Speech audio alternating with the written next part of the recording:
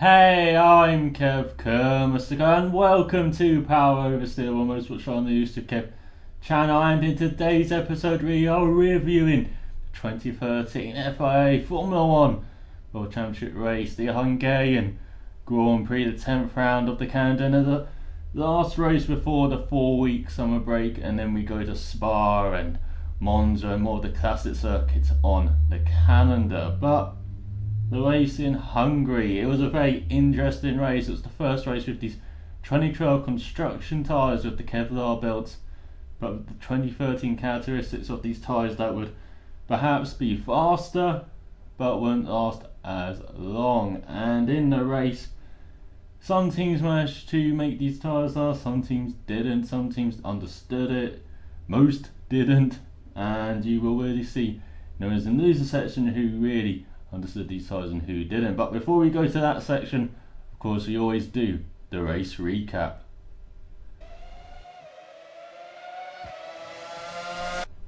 So the race recap of the 2013 Hungarian Formula 1 Grand Prix.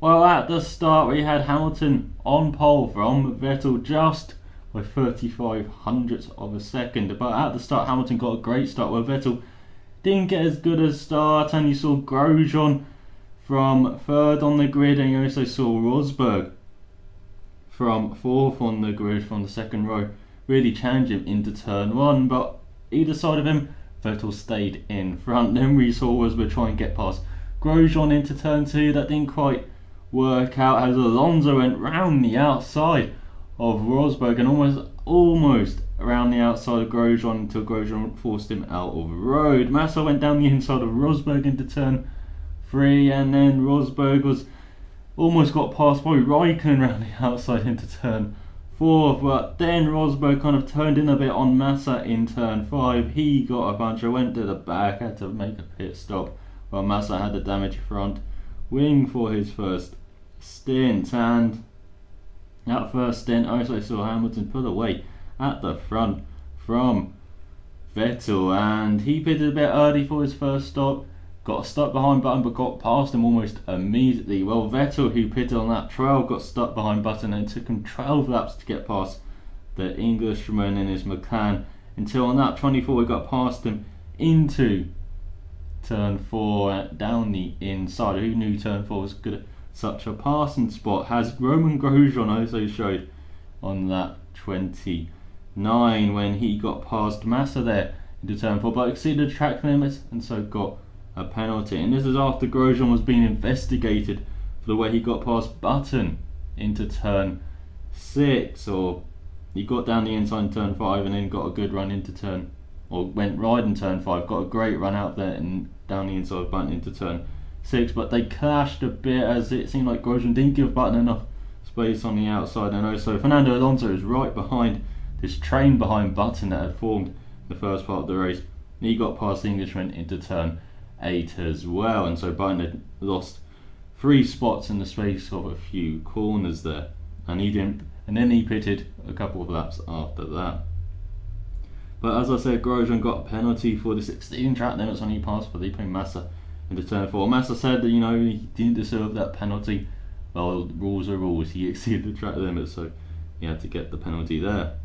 And that was about halfway through the race, and this is after he pitted on his second stint strangely after 10 laps. It was a rather strange pit stop there, but yeah, for Grosjean in the end he was battling Alonso ahead.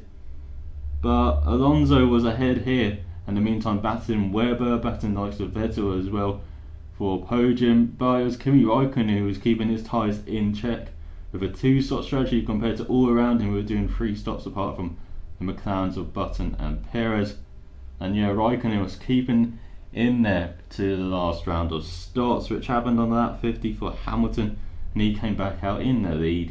He just cruised to a great victory. And on that 50 though, he did come up behind Webber, who hadn't pitted for the last time. He was going to do the option tyres for his last stint, which he did with 10 laps to go, and he came out in 4th, and Hamilton actually passed Webber, came out the pit stops behind him, and into turn 2 Webber was bolted by Hulkenberg on the inside. Hamilton went round the outside and got the inside for turn 3 and got past him. And this is a feature of Hamilton during this race. As I say, he got past Button early, got past Webber twice early as well, and he got the victory ahead of Raikkonen, who was ahead of Vettel when Vettel had to pit on that 55 from the lead, and Vettel came out behind Raikkonen but couldn't make his way past in the end, and he was about a second and a half behind Raikkonen in the end. And as I said, we had Webber behind, and Alonso just drifted back to 5th, and he was battling Grosjean for the last part of the race after Grosjean had made his final stop, his 3rd stop, or 4th stop, including the drive-through he had for exceeding track limits. And then after the race, Grosjean got penalised for his giving a lack of 1 car width to Button, got a 20-second penalty which affected nothing as he was still in 6th spot after it. As Button drifted back down to 7th with Massa in 8th right behind him, and Button managed to hold off Massa there at the end and had good pace at the end of the race. Perez was 9th, and Maldonado was 10th after Hulkenberg got a drive-through penalty for speeding after his first round of stops, and Hulkenberg only did 2 stops in the end, and so it really did cost him a point there. We also saw struggling in the midfield the Toro Rossos in 12th and 13th, and the Force Indias, who retired with Sutil on lap 19 with hydraulic failure, and then the Resta, who had spun while trying to pass, I think it was a Sauber in the middle of the race, and he got passed by Toro Rosso, and it was a poor race for the Resta as he retired also with hydraulic failure 4 laps from the end.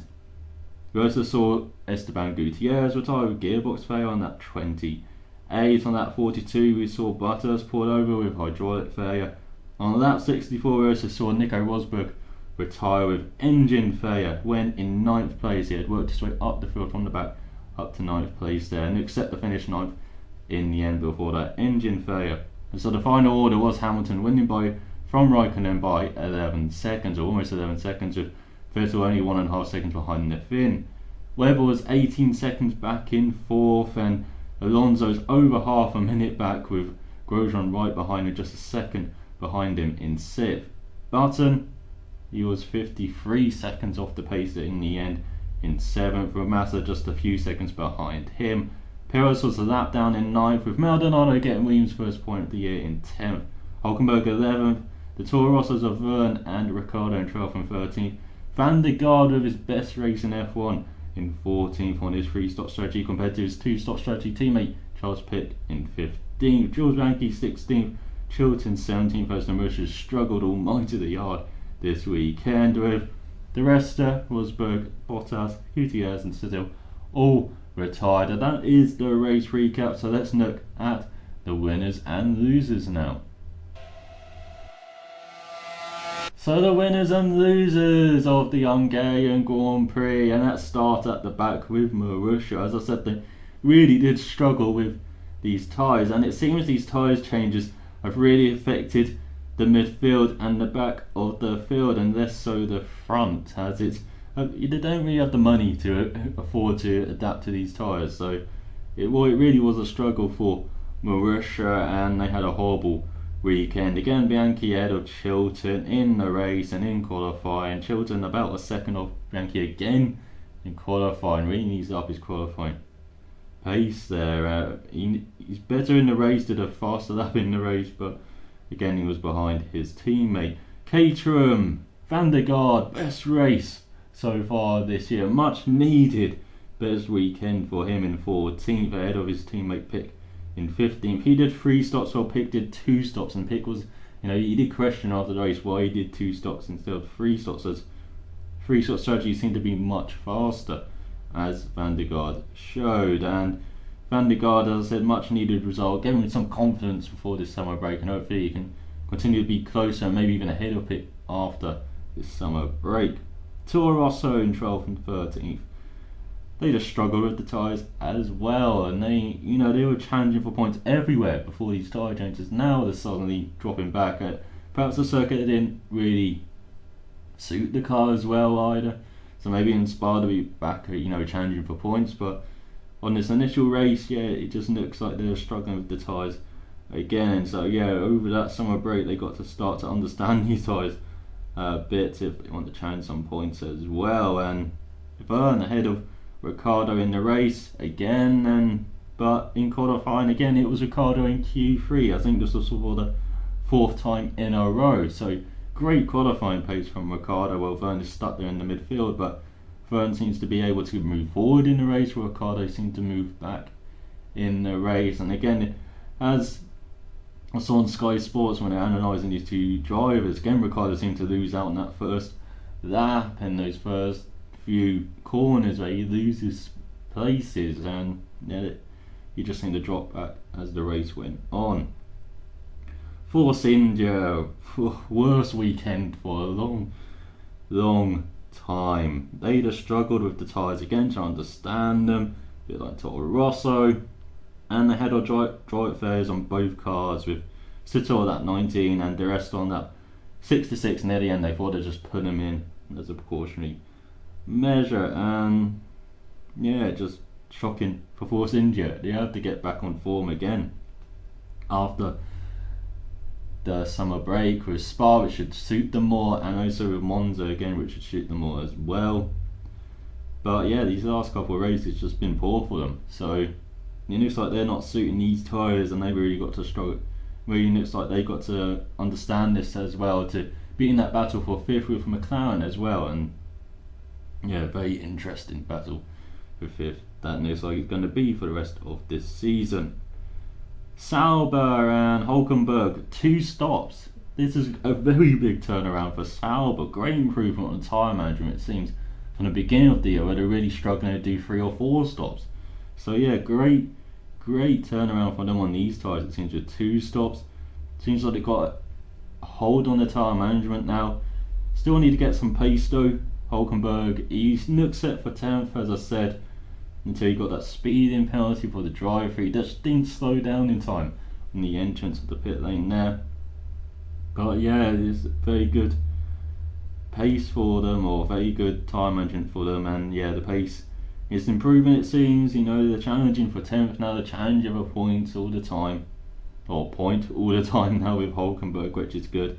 Gutierrez, gearbox failures early in the race, he was just stuck in that midfield, again a few tenths behind Hulkenberg in qualifying and the race. And yeah, he really just needs to really improve after this summer break, if he even wants to think about keeping his seat, maybe, even though he's got the sponsorship. He really has struggled this year, and with the takeover with the Russians, with, you know, Sorokin there, maybe getting a seat for next year, we don't know if it's practice or race seat. So yeah, pressure on Gutierrez, it seems, for the second half of the season. Williams finally got a point with Maldonado. Bottas, a draw it fair, yeah, he was around 12th all race long, and sometimes even further down than that. So yeah, not the race that Bottas wanted, but it was good for the team that they both got both cars in the Q2, which is very rare to see this season. And in the race, as I said, Maldonado drove very well and got 10th, and you know, he did benefit from Hulkenberg getting that penalty and from Rosberg's late retirement in the race from 9th place. But yeah, Maldonado, right place, right time, finally got that point, which they've been threatening to get for the past few races. So great to see for Williams, and hopefully this is a sign of things to come, you know, that they are improving. And I'm seeing here that, you know, Maldonado's fastest up in the race, it was faster than Perez in front. It was actually close to Massa, was close to the guys in front, and even though fastest lap doesn't mean much, you know, nowadays with this tyre management thing, you know, that was a good sign for Williams. And you know, it's like they got a car that can actually challenge with Sauber for points in the future. And you know, Spa, Maldonado probably his best track on the Canada, Spa, so maybe look for him to challenge for points there as well with the Williams. McLaren 7th and 9th, with Button in 7th, really being up there in the early parts with his different strategy, with this 2-stop strategy, which seemed to work out. He managed it beautifully, and I think it seems like 7th was the best they could manage with Button. And 9th for Perez, he really did struggle in the first stint with these prime tyres, so it's probably a mistake sending him out in Q3 on these prime tyres. And so yeah, McLaren will probably look at that next time if they get into Q3 with Perez, just make him have a rest for the rest of qualifying, just stick him in the garage and start on fresh primes at the beginning, or fresh options even if they want to. But yeah, very good for Perez in qualifying as well, getting to the Q3.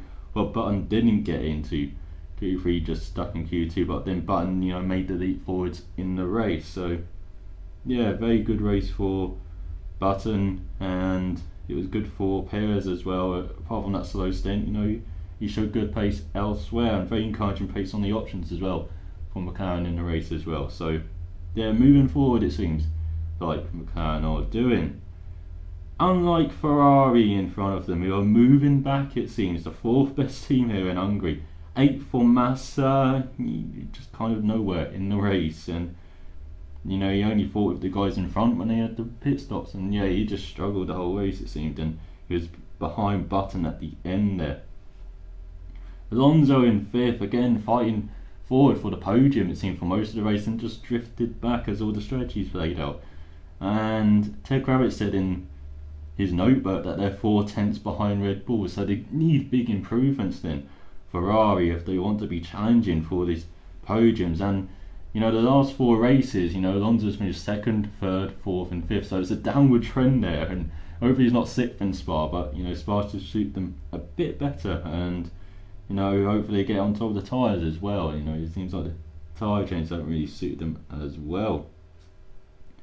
But it seems to have not really ride Lotus in front of them, who've just continued to have this great tyre management as they've had throughout the year. Kimi Raikkonen 2 stops, and I think his last stint was, 30 laps on those tyres. It was incredible, that tyre management there, and it really did work out for him. Grosjean did 3 stops. As I said, a bit of a strange second stint there, pitting after 10 laps, and then of course getting the penalty, and he would have been right up there for the podium places, really challenging it. And he was talked about for maybe even a win as well, so it's really been a great turnaround from Grosjean in his last couple of races, getting the podium in Nürburgring, getting 3rd here on the grid out qualifying Raikkonen, and then again in the race doing much better it seems, and until he got that penalty unfortunately for passing Massa around the outside, exceeding track limits. I have no qualms with that penalty, even if Massa does, but yeah, he exceeded track limits, so what can you say? He had to get a penalty for that, for making the move. He could have let Massa back through, that might have saved him, and he could have maybe tried it in the next lap, but yeah, just a foot too wide for Grosjean there. And Raikkonen, yeah, tyre management, what can I say, just very good race for him, and he really took the maximum out of his strategy there. Now the top 2, Red Bull maybe had the best car this race. Whoever got the fastest out the race, of course, with those options near the end of the race, with a 24.0, half a second or 3/10 of a second faster than anyone else there. But he did a great job from 10th. Got quite a good start for once. He gets quite a good start most of the time, let's just be honest. Just the times he doesn't, it really stands out. But as you can see, 4th after being 10th on the grid. He had those problems with curves in qualifying, calling it embarrassing, and then in the race he did a great race. He was right up there, and he was holding up Hamilton at times, even though Hamilton got past him, and yeah, he was right up there and showed how good the Red Bull was in the race. Vettel, yeah, kind of the opposite of Webber, who had clean air for most of his race. Vettel had a lack of it, especially with Jenson Button. Held up for 12 laps there in the second stint, as I said, and he held up with Button again, and he just had a lack of clean air to really put those laps down, and maybe could have challenged Hamilton, and I think that's what Red Bull said, that he could have challenged Hamilton if he had the clean air there. But 3rd place again, when he's finished a race, he's never finished outside the top 4, and that is brilliant consistency, and it really is a step up from last year as well, which he was a step up from 2011, was a step up from, you can see where I'm going. He just keeps improving year on year as a driver it seems, and he just looks invincible at the moment, I hope it, quite frankly, in this first half of the year. So he's going to really look to Hamilton, look to Raikkonen, look to Alonso to really step up and fight him in the second half of the year, because at the moment he just looks like he's got this 4th crown in the bag at the moment, with a little hand on it, just grasping the base of the trophy there. But this is what we said in 2010, I think, or last year even, with Alonso, you know, good lead, and then he got wiped out. So yeah, while it's looking good for Vettel, you know, he's still got to be looking out for the second half of the year, especially with Mercedes looking up there in there with the fight with Lotus as well, and Hamilton getting a great pole. Well, it wasn't the fact the difference between the two cars; it's just the fact that Hamilton got pole when it like Vettel would, you know, was nailed on for that. So Hamilton great lap in qualifying, and that really dictated the race as he, you know, got away well from pole, kept first place, had the clean air, and he just looked untroubled at the front there. And as I said, when he needed to make passes, when he got out behind Button, got out behind Webber, he did them. And yeah, it was just a clinical performance from Hamilton, vintage performance from Hamilton, should we say. And he's fourth win round here, now equals the record that Schumacher has round here. And you know, he's only been here what, 7 times, 8 times now in Formula 1. So yeah, that's a great record he has around Hungary, and a great race for Mercedes as well, really managing those tyres. And Rosberg, just unfortunate for him on that first lap with that contact with Massa. I would say it's mostly his fault though. He did kind of turn in on Massa, and you can't really expect him to go away, but he did have a good recovery drive up to ninth place, as I said, and then the engine went with 6 laps remaining.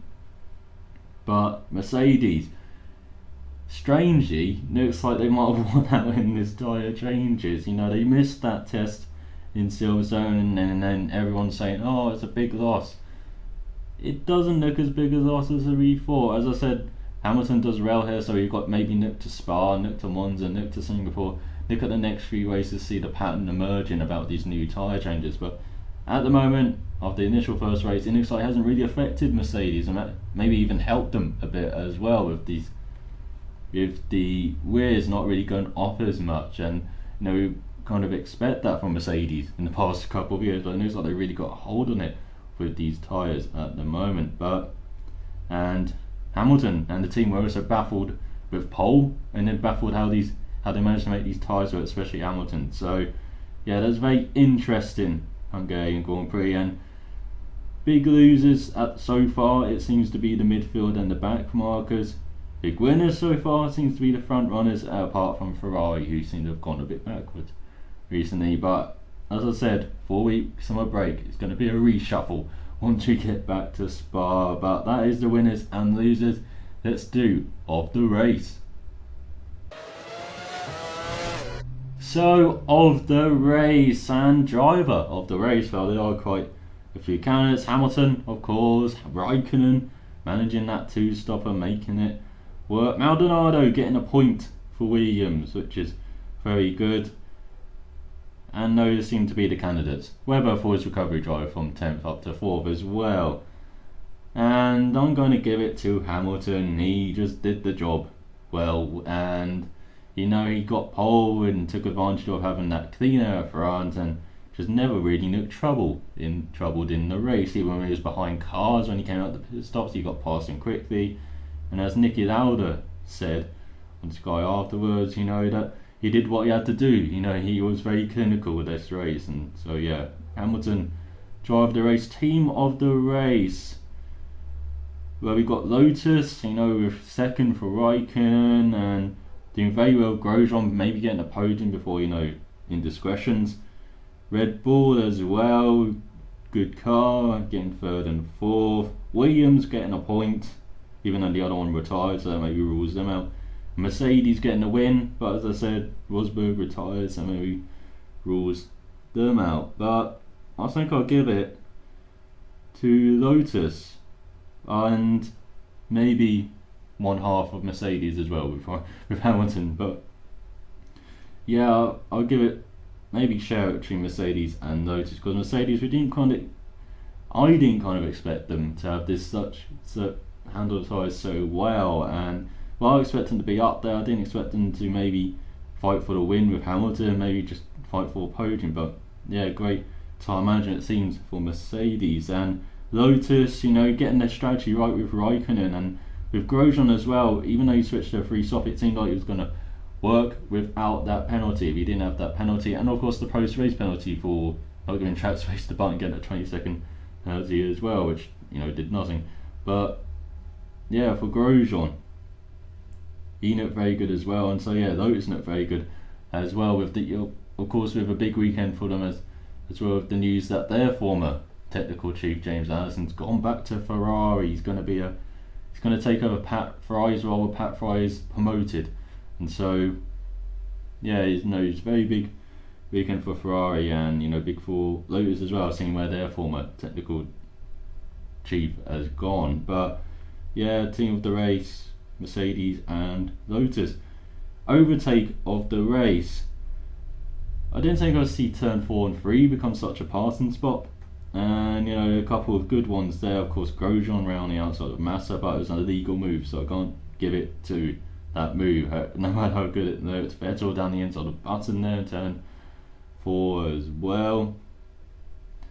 But I think I'll give it to one of Hamilton's moves when he just came out the pit stops, and his move on Webber when Webber got bolted by Hulkenberg, and Hamilton took advantage on these colder tyres, just went down the inside into turn 3 on the outside of turn 2. But it was just the optimist in there, optimist move, and taking advantage of the situation and then getting his way past. A bit like, it actually reminded of Nigel Mansell when he got past Senna when Senna was bulked by, I think it was Stefan Johansson in his Onyx in the 1989 race, when Mansell won from, I think, 13th on the grid. It just reminded me of that move where he took advantage of a back marker slowing down the car in front, and he got past, and it really was a good move from Hamilton, and a much needed move with Vettel in clear air, finally getting clear air at the front of the field.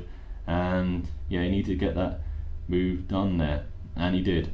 So there you go, it's kind of a Mercedes sweep with Lotus there as well for of the race. But I hope you have enjoyed this summary of the Hungarian Grand Prix, a review of it. I'm going to be back with a preview of the Mid-Ohio race for IndyCar this weekend. I'm looking forward to that, a classic American racetrack there, Mid-Ohio. And IndyCar don't really disappoint there, and they normally have a couple of incidents as well. And I'll be back with gameplay as well. I've been putting gameplay up on my second channel, so if you've been seeing the knack of it on this channel, go to the second channel. I've got some of the league races up there. So I'm out for watching, so till next time, cheerio.